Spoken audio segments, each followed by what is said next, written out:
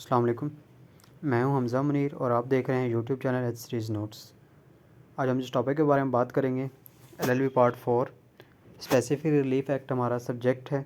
Equity के साथ होता है ये एक्ट और इसका जो आज हम टॉपिक डिस्कस करने जा रहे हैं इसका ये बहुत इंपॉर्टेंट टॉपिक है, स्पेसिफिक परफॉर्मेंस के बारे में है। ठीक है, ये क्वाइट लेंथी क्वेश्चन है। ठीक है, और इसके बारे में सबसे ज़्यादा लेंथी पोर्शन है स्पेसिफिक रिलीफ एक्ट का, वो यही है। और इसमें से क्वेश्चन हमेशा जो भी हमने अपनी बेस्ट कोशिश की है कि जो भी पॉसिबल क्वेश्चंस हैं उनको निकाल के इसको एक कॉम्प्रिहेंसिव क्वेश्चन बना दिया जाए, ताकि जिस तरह का भी जो है the topic of the specific relief act it is quite lengthy and comprise of the 20 to 30 section 12 से लेकर 30 तक इसके जो सेक्शंस हैं वो इसको डील करते हैं। अब हम जो भी हम क्वेश्चन डिस्कस करने जा रहे हैं इसमें मल्टीपल क्वेश्चंस बन सकते हैं इस पर। तो अब मैं एक बार आपको आउटलाइन उसकी बता दूंगा कि हम इसमें क्या क्या चीज़ें डिस्कस करेंगे। ठीक है, फिर जिसके मुताबिक आपका जो क्वेश्चन आता है ना, आपने इंट्रोडक्शन और वो स्पेसिफिक परफॉर्मेंस लिख के उसके बाद उसके मुताबिक ही आपने अपना क्वेश्चन को करना है, सारा लिखने की ज़रूरत नहीं है उसमें। स्पेसिफिक परफॉर्मेंस के सबसे पहले हम इंट्रोडक्शन देखेंगे, फिर उसकी रेलिवेंट प्रोविजंस देखेंगे, definition of the specific performance देखेंगे हम लोग। ये बेसिकली इंट्रोडक्शन में आएगा। When the specific performance is order, कब इसको ऑर्डर किया जाता है, एग्जांपल हम लोग देखेंगे। Different circumstances of specific performance, फिर हम लोग डिफरेंट सर्कमस्टांसेस हैं जिसमें हम लोग देखेंगे कि स्पेसिफिक परफॉर्मेंस कैसी होती है, क्या होता है, कब होती है, कब नहीं होती।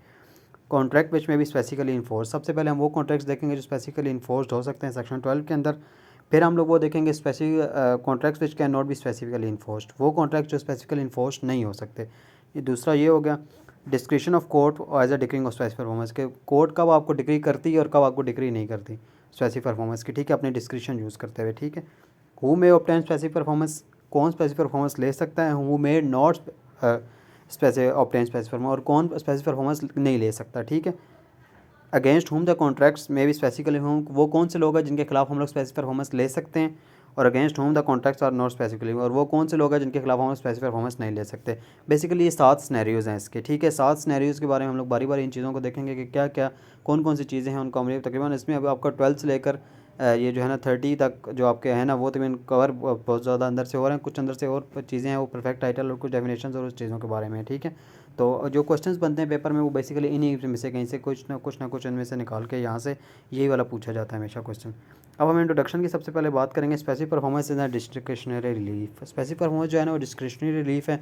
ये आपको as a matter of right नहीं दिया जाता, क्योंकि हम इक्विटी में स्पेसिफिक रिलीफ एक्ट में हम लोग ये चीज़ें पढ़ के आ चुके हैं कि इसमें जो भी रिलीफ दिया जाएगा वो as a matter of right नहीं दिया जाएगा, वो हमेशा आपको डिस्क्रिशनरी तौर पर दिया जाएगा।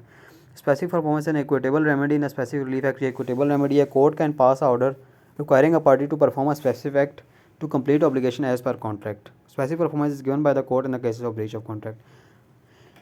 अब ये होता है स्पेसिफिक परफॉर्मेंस क्या होती है। कोर्ट ऑर्डर करता है कि यार आपने जो कॉन्ट्रैक्ट किया था ना उसको पूरा करें, जो आपके ऊपर ऑब्लिगेशंस थे आप उसको पूरा करें, जो जो कॉन्ट्रैक्ट था आप उसको पूरा करें, जिस तरह भी आपका कॉन्ट्रैक्ट था उसको पूरा करें। कोर्ट उसको ऑर्डर करती है। ठीक है, इसकी रेलिवेंट प्रोविजंस अगर हम देखें स्पेसिफिक परफॉर्मेंस की तो 12 से लेकर 30 तक जो है उसके रेलिवेंट प्रोविजंस हैं। Definition of specific performance the contractual remedy, ये बेसिकली कॉन्ट्रेक्चुअल रेमेडी है in which a court orders to party to actually perform its promise as soon as possible. Court कहती है कि जी जितना जितना जल्दी हो सके वो ना प्रॉमिस परफॉर्म करें। And it was decided at the time of the formation, वो वाली चीज़ें जो डिसाइड हुई थी फॉर्मेशन ऑफ कॉन्ट्रैक्ट की बारी, तब डिसाइड की गई थी कि ये होगा वो करें। जो स्पेसिफिक परफॉर्मेंस टाइम कही गई थी कि कॉन्ट्रैक्ट में एक बंदे ने 10 लाख रुपए दिए और आप उसे घर बना के देंगे, अगर आप अपना ब्रीच कर देते हैं कॉन्ट्रैक्ट, घर बना के नहीं देते, तो कोर्ट आपको कहेगी जी नहीं, आपने अगर 10 लाख रुपये लिए तो आप उसको बना के दें, because monetary damage are insufficient and to fix the harm. और अक्सर ये होता है कि मॉनिटरी जो कंपनसेशन होती है, जो पैसों की डैमेजेस वगैरह होते हैं वो नहीं होते, वो ज़रूरी वो उनको उसके लिए इनसफिशिएंट होते हैं रेमेडी, तब लोग कोर्ट आपको ऑर्डर करती है स्पेसिफिक परफॉर्मेंस।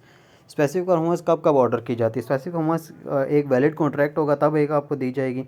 ठीक है, other party refuse to perform its obligation, other party अगर रिफ्यूज़ कर देती है कि यार जो परफॉर्म करने के लिए, तो आप उसके खिलाफ स्पेसिफिक परफॉर्मेंस में जा सकते हैं। Failure to obey court law court order shall be result in contempt of court, जब आप अगर उसको ऑर्डर को फॉलो नहीं करेंगे, अगर कोर्ट ने ऑर्डर कर दिया और आप उसको फॉलो नहीं करेंगे तो उसको क्या होगा, आपको कंटेम्प्ट ऑफ कोर्ट आप पे लग जाएगी।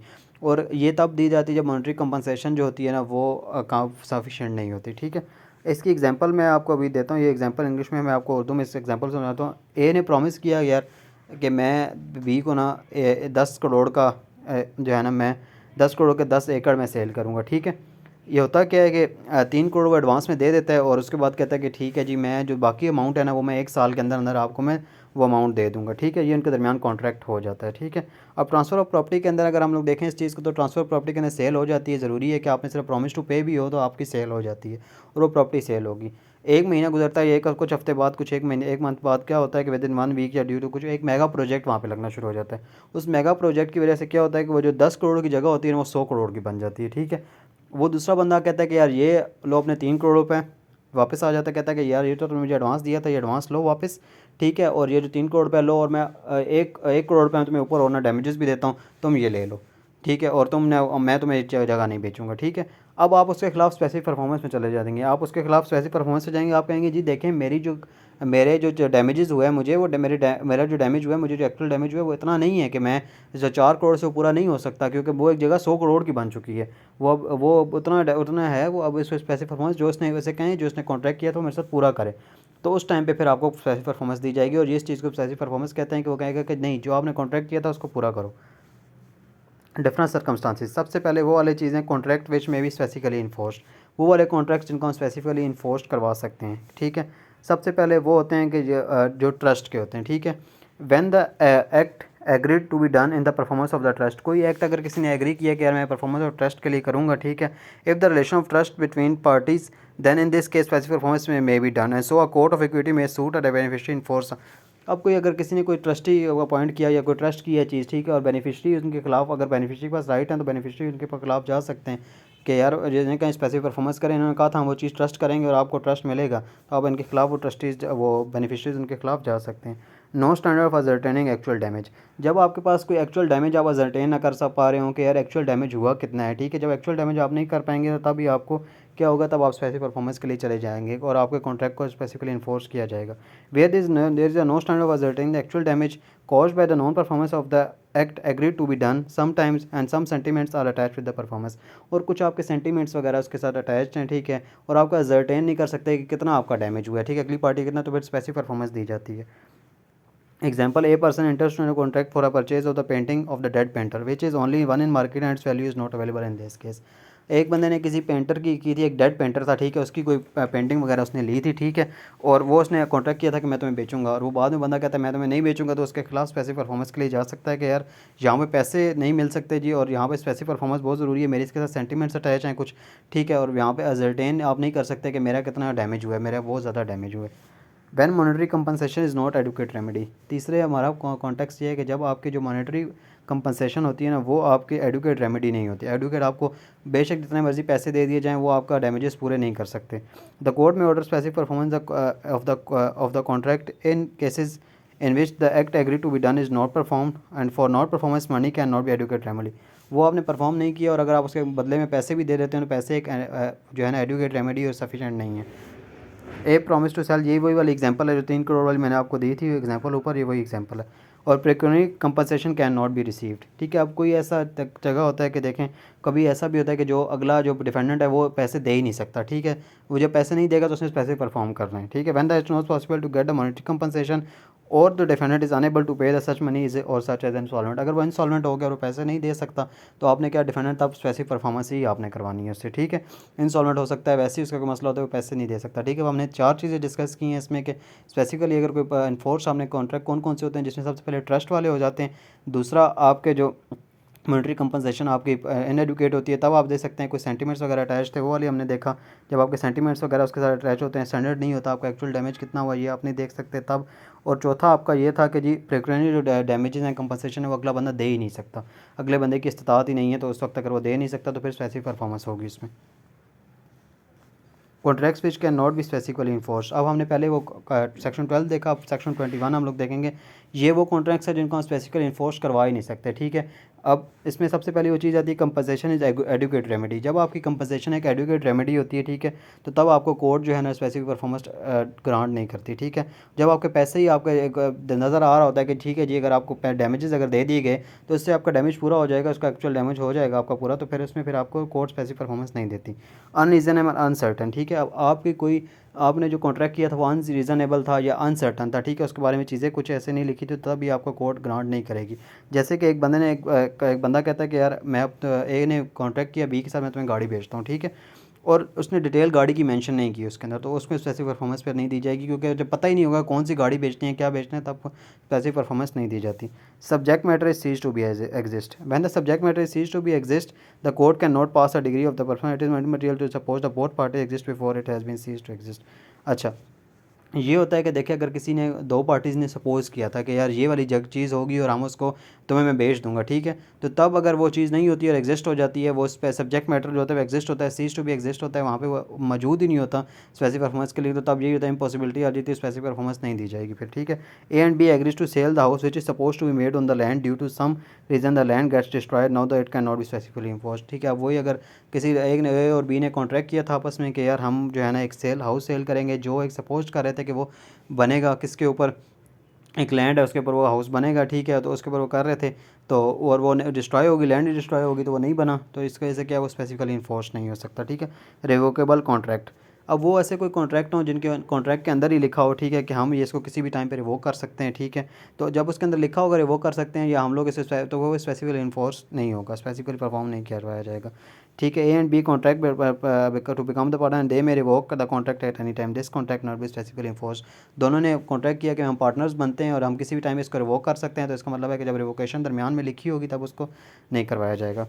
कॉन्ट्रैक्ट बाय ट्रस्टी, अब कोई contract made by trustees either in excess of their powers ultra vires और the breach of the trust can not be specifically enforced, अब किसी ट्रस्टी ने अगर कोई किया कॉन्ट्रैक्ट किया किसी के साथ, ठीक है, ट्रस्टी अपने इख्तियारात से तजावुज़ करके अगर कॉन्ट्रैक्ट करता है तो उसको भी स्पेसिफिक परफॉर्मेंस नहीं दी जाएगी उस कॉन्ट्रैक्ट की भी, ठीक है, क्योंकि अगर दो ट्रस्टी हैं, ठीक है, उन्होंने क्या किया अपनी एक प्रॉपर्टी को सेल करने की कोशिश की और वो इंटाइटल नहीं थे उस प्रॉपर्टी को सेल करने के लिए, तो उन्हें अगर तो उसके लिए स्पेसिफिक परफॉर्मेंस फिर नहीं दी जाएगी।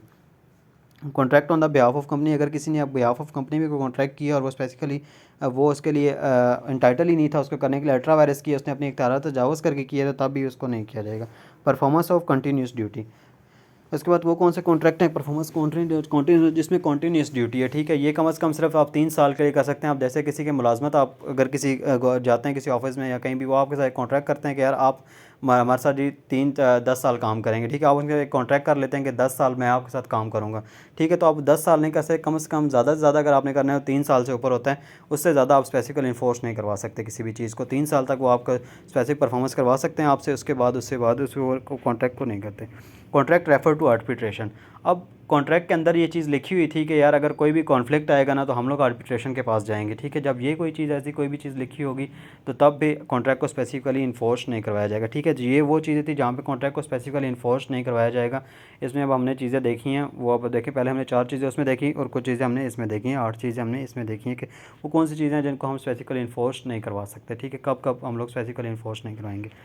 अच्छा, description of court as to decreeing the specific performance, अब हम डिस्क्रिप्शन की बात करते हैं कि स्पेसिफिक परफॉर्मेंस की में ग्रांट करने में कोर्ट की क्या डिस्क्रिप्शंस होती हैं, कोर्ट कैसे इसको कर सकते हैं, क्योंकि हमने शुरू से देखा क्योंकि ये द मैटर ऑफ राइट तो कभी स्पेसिफिक परफॉर्मेंस नहीं दी जाती है, स्पेसिफिक रिलीफ एक्ट में ये डिस्क्रिशनरी रिलीफ होता है जो कोर्ट अपने डिस्क्रिप्शन के ऊपर देती है, कोर्ट चाहे तो वो दे भी सकती है और कोर्ट चाहे तो वो नहीं भी दे सकती। This jurisdiction of degree of specific performance the description of court, ठीक है, जो जुरिडिक्शन एक डिस्क्रिप्शन ऑफ कोर्ट होती है, court is not bound to grant specific performance as a matter of right but the description of the court must be reasonable sound and not based on biasness, ठीक है, वो कहते हैं कि court की description तो होती है पर जो डिसीजन होता है ना कोर्ट का, ज़रूरी है कि वो रीज़नेबल हो, डिस्क्रिप्शन जो कोर्ट इस्तेमाल करे वो रीज़नेबल हो, साउंड हो और उसको बाइसनेस वगैरह उसके अंदर नज़र ना आए, ठीक है। कोर्ट अपने जो है ना जो चीज़ें हैं cases and situation with court part no decree, जब ये जो केसेज हैं जिनमें कोर्ट वो डिग्री पास नहीं करेगी, ठीक है। अनएडवांटेज unfair advantage by plaintiff where the plaintiff may get unfair advantage over the defendant through there may be no fraud but concealment of fact by plaintiff is there the court cannot grant। अब देखें जो अगर plaintiff को कोई जो है ना unfair advantage मिल रहा है स्पेसिफिक परफॉर्मेंस से, ठीक है, और क्या हो रहा है कि उसने कंसीलमेंट ऑफ फैक्ट किया है, कुछ किया, ठीक है, फ्रॉड तो उसने नहीं किया, कोई कंसील वगैरह किया कोई फैक्ट वगैरह, तब कोर्ट आपको ग्रांट नहीं करेगी, ठीक है, कोर्ट अपने डिस्क्रिप्शन यूज़ करते हुए आपको ग्रांट नहीं करेगी। हार्डशिप फॉर डिफेंडेंट, अब क्या होता है कि यार डिफेंडेंट के लिए वो चीज़ मुश्किल है, ठीक है, पर अगर उसको स्पेसिफिक परफॉर्मेंस अगर दी जाती है तो ये उसके साथ ज्यादती वो अगर दी जाती है तो ये मुश्किल है उसके लिए परफॉर्म करना जो डिफेंडेंट है, और अगर नहीं दी जाती तो प्लेंटिफ का कोई नुकसान नहीं है, ठीक है, तो अगर ये चीज़ होगी, ठीक है, तो तब इसके अगर एग्जांपल देखें ना, ए ने कॉन्ट्रैक्ट किया बी के साथ, वो बी एक लेबर था, ठीक है, कि तुम मुझे एक घर बना के दो, ठीक है, और क्या होता है कि बी को ना हार्ट अटैक आ जाता है। अब अगर वो उसको स्पेसिफिक परफॉर्मेंस देती है तो एक बी के लिए बहुत मुश्किल है, ठीक है, बहुत। अगर ए के लिए नहीं देती तो ए के लिए कोई मुश्किल नहीं है, कोई और लेबर हायर कर सकता है अगर स्पेसिफिक परफॉर्मेंस के लिए वो जाता भी, तो कोर्ट यहाँ पे आपको नहीं देगी, ठीक है। अब when the court grant a specific through description, कब कोर्ट आपको डिस्क्रिप्शन देगी, जब आपको कोर्ट कब आपको ये स्पेसिफिक परफॉर्मेंस देगी, ठीक है। Way the plaintiff has done a substantial and suffered losses in consequences of contract capable of specific performance. अब प्लेंटिफ ने क्या किया, अपने एक्ट्स के तो थे वो सारे कर दिए थे, ठीक है, और कोई लॉस वगैरह उसने सफ़र किया तो फिर आपको कोर्ट डिस्क्रिप्शन दे सकती है, अपनी डिस्क्रिप्शन यूज़ करते हुए आपको स्पेसिफिक परफॉर्मेंस दे सकती है। Land gets direct due to flood, ठीक है, लैंड जो होती है ना वो ड्यू टू फ्लड डिस्ट्रॉय हो जाती है, ठीक है। बायर आस कहता है कि यार अगर तुम मुझे लैंड को सेटल कर दोगे ना, ठीक है, तो मैं इसको ख़रीद लूँगा, ठीक है, और सेलर क्या करता है वो उसको कर देता है। Now if the buyer refuse to buy the court will grant specific, अगर अब अगर बायर अगर कहता है कि यार नहीं मैं नहीं करता, तो मैं अगर नहीं खरीदनी तो फिर उसको बायर कोर्ट जो है वो डिस्क्रिप्शन यूज़ करते हुए उसको स्पेसिफिक परफॉर्मेंस देगी। अब उन्हें तीन चीज़ें डिस्कस कर ली हैं कि इन्फोर्स कब इन्फोर्स, कौन कौन सी चीज़ें इन्फोर्स होंगी, कौन सी नहीं होंगी, और कौन सी डिस्क्रिप्शन है कोर्ट की वो दे भी सकती है और नहीं भी दे सकती, ठीक है, कब कब देगी और कब कब नहीं देगी, ये भी हमने डिस्कस कर ली। अच्छा, अब हम लोग देख रहे हैं कि अब हमने सेक्शन 23 की तरफ जाना है कि कौन से वो लोग हैं जो स्पेसिफिक परफॉर्मेंस ले सकते हैं, ठीक है, स्पेसिफिक परफॉर्मेंस कौन से वो लोग हैं जो ले सकते हैं। Following are the people who may claim a specific performance, ये लोग हैं जो स्पेसिफिक परफॉर्मेंस ले सकते हैं। एनी पार्टी, ठीक है, अब एनी पार्टी से मतलब इसमें एग्री पार्टी बेसिकली लेती है, एग्री पार्टी अगर जो भी है ना स्पेसिफिक परफॉर्मेंस लेती है, कोई भी पार्टी है। अब उस पार्टी की अगर वो पार्टी नहीं है तो उसकी जगह जो उसका रिप्रेजेंटेटिव होगा, ठीक है, वो ले सकता है, रिप्रेजेंटेटिव जिसका उसका इंटरेस्ट है उसमें, ठीक है। Any person having the interest in the property may sue for the specific performance, वो स्पेसिफिक परफॉर्मेंस लेता है। A person is said to be represented in interest, he is assignee of the contract और he is legal representative after his death. अगर उसका कोई legal hair है कोई, अगर वो भी ले सकता है, कोई असाइनी है उसने उसको एजेंट वगैरह कोई है तो वो भी ले सकता है रिप्रेजेंटेटिव उसके तौर पर। एक्सेप्शन अगर हम बात करें, where any personal quality of such parties is involve in ingredient of the contract then the representative can not be obtain specific. अगर कोई पर्सनल है, ठीक है, जैसे कोई पेंटर शेंटर है या कोई ऐसा है जिसकी पर्सनल क्वालिफिकेशंस की कोई बेच कर रही हैं चीज़ें, तो तब वो नहीं कर सकता, ठीक है, तब उसका रिप्रेजेंटेटिव, तब वो खुद ही बंदा जो है ना वो स्पेसिफिक परफॉर्म करेगा, वो खुद ही वो लेगा, ऑब्टेन करेगा स्पेसिफिक परफॉर्मेंस, ठीक है। एनी पर्सन बेनिफिशरी इंटरेस्ट, अब कोई अगर बंदा उसमें बेनिफिशरी है, उसको उसको उसका इंटरेस्ट से बेनिफिट हो रहा है, ठीक है, उस प्रॉपर्टी से किसी इंटरेस्ट से उसे बेनिफिट हो रहा है तो वो बंदा भी जा सकता है उसके लिए। Way the contract is settlement regarding the rights between the member of the family, अब कोई प्रॉपर्टी जॉइंट ऑनर थे, ठीक है, जॉइंट ऑनर फैमिली थी एक, ठीक है, उसमें कोई मसला आ गया, जो बच्चे हैं वहाँ पे, ठीक है, जो लीगल एयर है उन्हें लग रहा है कि हमें बेनिफिट मिलेगा इससे, तो वो भी इसके खिलाफ स्पेसिफिक परफॉर्मेंस के लिए जा सकते हैं। Then any beneficiary can go for specific performance, वो जा सकता है। Either he is a party of the contract but he is entitle, हो सकता है कि वो पार्टी के उसकी पार्टी हो या ना हो, पर वो उसको इंटाइटल होती है कि उसको बेनिफिट मिलेगा उससे, तो वो भी स्पेसिफिक परफॉर्मेंस के लिए जा सकती है, ठीक है। रिमाइंडर मैन, अब रिमाइंडर मैन का हम लोग देखते हैं। Where the contract has been enter by the tenant for the life and due to exercise of his power and specific performance of contract may be obtain by the remainder man other party. अब एक बंदे ने tenant को कोई अपनी चीज़ देता है, ठीक है, और वो क्या होता है कि जब वो अपने लाइफ के लिए देता है, जब वो मर जाता है तो ठीक है, तो अगर जो दूसरा बंदा है ना वो स्पेसिफिक परफॉर्मेंस ले सकता है कि यार वो मेरी चीज़ मुझे वापस कर दो, ठीक है। इसकी हम एग्जांपल इस तरह लेते हैं। ए और बी जो थे ना दो दोस्त हैं। ए ने क्या कहा कि यार तुम, बी जो होता है ना वो बहुत गरीब होता है, ठीक है, तो वो कहता है कि यार देखो जो मेरा रेंट आएगा ना जो दुकान से मेरी ना, तो जो मेरी दुकान से रेंट आएगा वो तुम ले लेना तो अपनी लाइफ में, ठीक है। पर जब उसकी डेथ हो जाती है तो उसके बच्चे उस पर काबिज हो जाते हैं, तो वो क्या करेगा, ए क्या करता है, वो रिमाइंडर मैन है, उसने क्या किया जी वापस जो जो रह जाएगा कॉन्ट्रैक्ट में बंदा वो रिमाइंडर मैन होता है, उसने कहा जी मुझे दे दो वापस, ठीक है, उसने वो वापस उसको ले लिया, उसने कहा जी मुझे वापस दे, जो स्पेसिफिक परफॉर्मेंस ले सकता है बच्चों से वो चीज़ वापस ले सकता है, ठीक है, वो रेंट उनसे वापस ले सकते हैं। रिविजन एंड रिमाइंडर, अब हमने पहले रिमाइंडर की बात की, रिविजन एंड रिमाइंडर में हम बात करते हैं। Revision and reminder can also claim specific performance where the contract of one reversioner is entitle for the benefit will sustain injury by the reason of the breach. अच्छा, अब कोई रिविजनर अगर रह गया, रिमाइंडर का कोई अगर कॉन्ट्रैक्ट में लिखा हुआ था कि यार ये रिविजनर होगा, इसके बाद इसके पास प्रॉपर्टी चली जाएगी, ठीक है, तो वो भी इसके खिलाफ जा सकता है, ठीक है, तो वो भी स्पेसिफिक परफॉर्मेंस ले सकता है। अब एग्जाम्पल अगर हम देखते हैं, husband gives a property to the wife till she lives, ठीक है, उसने कहा हस्बैंड ने एक प्रॉपर्टी दी वाइफ को, उसने कहा कि जब तक तुम जिंदा हो तुम्हारे पास रहेगी और तुम्हारे मरने के बाद जो है ना सी के पास चली जाएगी। और वाइफ एक कॉन्ट्रैक्ट कर लेती है डी के साथ, वो कहती है कि यार ये जो है ना, वो वाइफ जो है ना सी के साथ कॉन्ट्रैक्ट कर लेती है कि यार मेंटेनेंस के लिए तुम मेरी ज़मीन का ख्याल रखोगे, जो है ना डी जो वाइफ कॉन्ट्रैक्ट विद डी आएगा जहाँ पे, ठीक है, wife contract with D for maintenance, ठीक है, डी के साथ वो मेंटेन करने के लिए करती है। If D breach after the death of this wife, अगर डी वो मेंटेनेंस के लिए देती है और वो उस पर काबिज हो जाता है, डी अगर ब्रीच कर लेता है तो सी उसके खिलाफ स्पेसिफिक परफॉर्मेंस में चला जाता है, तो इसको कहते हैं reversioner and reminder. Reversioner and reminder ये बंदा होता है, ठीक है। Merge company, where the company merges with another person, the new company can obtain specific performance. अब कोई कंपनी किसी और कंपनी के साथ मिल गई है तो जो न्यू कंपनी बनेगी वो भी स्पेसिफिक परफॉर्मेंस ले सकती है। Company A is contracted with X on raw material, company A gets marriage with B from a new company C, now if X defaults then the new company can C can claim the, जो भी नई company बनेगी वो claim कर सकती है जैसे, ठीक है। Contract of promoter, where the promoter of a company does the contract with the third person then the company may obtain the specific performance.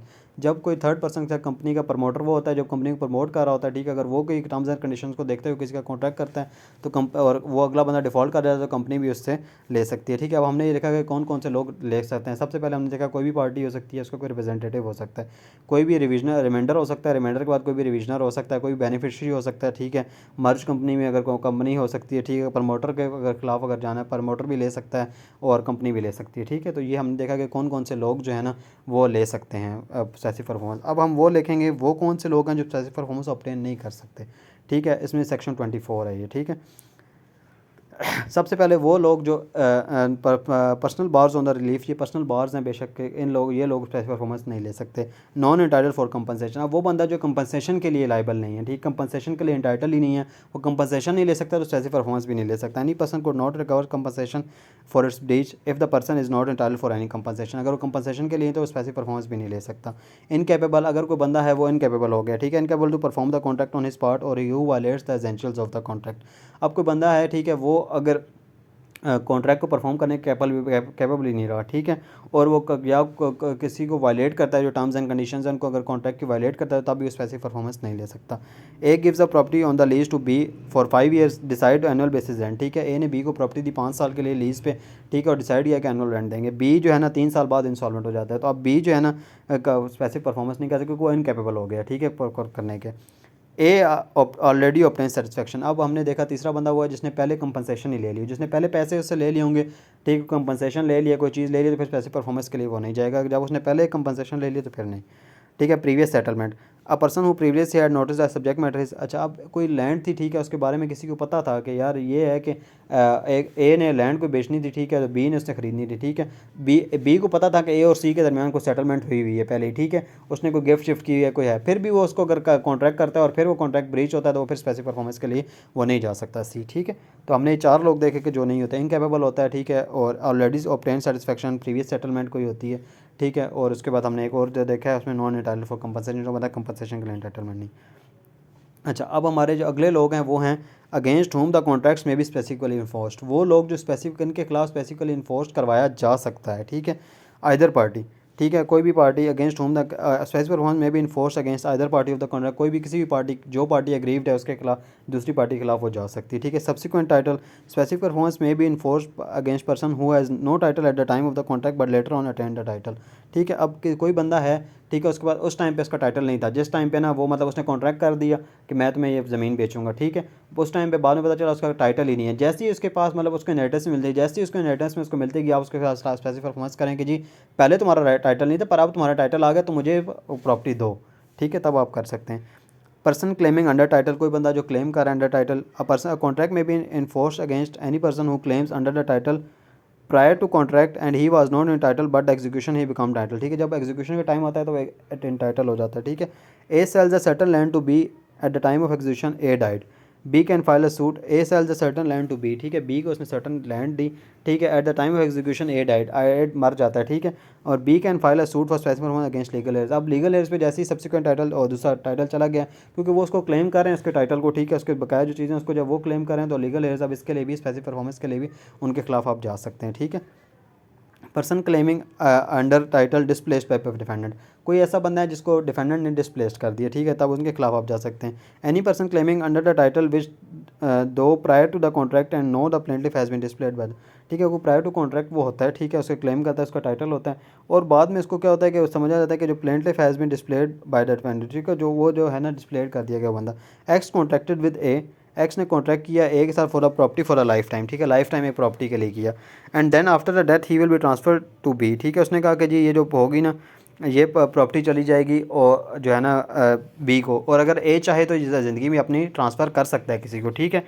A contracted with C, ठीक है, ए ने सी के साथ कॉन्ट्रैक्ट किया but before the execution A died, execution से पहले ए मर गया, ठीक है, प्रॉपर्टी चली गई बी के पास, ठीक है। Now C can claim the specific performance on B, B के पास जब चलेगी तो बी के पास चला जाएगा। ठीक है, तो ये वाले हम इनके खिलाफ भी जा सकते हैं। मर्जिंग ऑफ कंपनी हम लोग बात करेंगे। अब वहाँ पे हम लोग देखा था कि कंपनी जो है ना थर्ड पर्सन के खिलाफ जा सकती है। मैंने company with another company the third person can claim, अब यहाँ पे थर्ड पर्सन कंपनी के खिलाफ जा सकता है। और नीचे भी यही होगा कि प्रमोटर वाले मैंने promoter of the company contract with the terms, now the third party, यहाँ पे थर्ड पार्टी जो है ना उनके खिलाफ जा सकती है। ठीक है, कंपनी या प्रमोटर के खिलाफ। ठीक है, जब उन्होंने कॉन्ट्रैक्ट किया। ठीक है, against whom the contracts can not be specifically enforce. ठीक है, अब ये वो लोग हैं जिनके खिलाफ स्पेसिफिक परफॉर्मेंस नहीं हो सकती। ठीक है, अब ये वो कैसे, ये वो लोग हैं, इनको एक और इनको भी आ सकता है कि इनको कंपेल नहीं किया जा सकता। ठीक है, ये वो लोग an adequacy of the consideration, if the consideration to be receive by him is any inadequate. अब जिस बंदे ने अब वो कंसिडरेशन ली है वो इन एडुकेट है, वो उसके बराबर बनती नहीं है। ठीक है, contract couple with other circumstances of fraud undue advantage by the plaintiff. अब किसी ने प्लेंटिफ ने अनड्यू एडवांटेज लिया है, कोई इन्फ्लुएंस इस्तेमाल करते हुए इससे एसेंट वगैरह लिया। Plaintiff take promise which he is not, plaintiff ने उससे प्रॉमिस कर लिया और उसको फुलफिल नहीं किया, तो वो उससे स्पेसिफिक परफॉर्मेंस नहीं कर सकता। ठीक है, अब ए ने कॉन्ट्रैक्ट किया बी के साथ कि मैं तुम्हें अपना घर बेचूंगा। ठीक है, और पर बी से कहता है कि यार तुम्हारा घर तो बहुत ख़राब है, तुम इसको रेनोवेट करवा दो। ठीक है, ए उसको रेनोवेट नहीं करवाता और बाद में उसके स्पेसिफिक परफॉर्मेंस के लिए चला जाता है, तो उसके खिलाफ वो नहीं जा सकता। ठीक है, बी उसके खिलाफ नहीं जा सकता क्योंकि उसने जो प्रॉमिस अपनी तरफ से किया था वो उसने पूरा नहीं किया, उनके खिलाफ नहीं जा सकता क्योंकि ए ने प्रॉमिस को ब्रेक किया। Assent given under mistake of fact. अब कोई एसेंट ऐसा अगर एसेंट दिया गया जो मिस्टेक ऑफ फैक्ट की वजह से दे दिया गया, if the assent perform under was under the influence of mistake of fact misrepresentation then the other person will not compel to be perform the contract. अगर कोई मिसरिप्रेजेंटेशन हुई है, कोई मिस्टेक हुई है, तो तब अगर किसी चीज़ को दिया जाएगा तब भी ये नहीं किया जा सकता। A makes contract with B by concealing the defect in car, conceal उसने किया डिफेक्ट को कार में, court will not grant a specific performance to है, तो कोर्ट स्पेसिफिक परफॉर्मेंस ए को नहीं देगी। ठीक है, अब कंसीलमेंट उसने किया डिफेक्ट में, तो अब ये होगा कि जब उसने कंसीलमेंट किया तो उसको स्पेसिफिक परफॉर्मेंस नहीं दी जाएगी। ठीक है, अब आपको 7 चीज़ें समझ आई होंगी। हमने पहले डिस्कस किए कौन से लोग कॉन्ट्रैक्ट इन्फोर्स किए जा सकते हैं, कौन से नहीं किए जा सकते, डिस्क्रिप्शन क्या होती है। ठीक है, कौन ऑब्टेन कर सकता है, कौन ऑब्टेन नहीं कर सकता। ठीक है, किन के खिलाफ आप जा सकते हैं अगेंस्ट और किन के खिलाफ आप नहीं जा सकते। ठीक है, तो ये 7 चीज़ें थी हमने डिस्कस की हैं। ठीक है, तो ये स्पेसिफिक परफॉर्मेंस आपका कॉम्प्रिहेंसिव सा पूरा टॉपिक बन चुका है। ठीक है, और ये हर चीज़ इसमें कवर हो गई है। Thank you very much.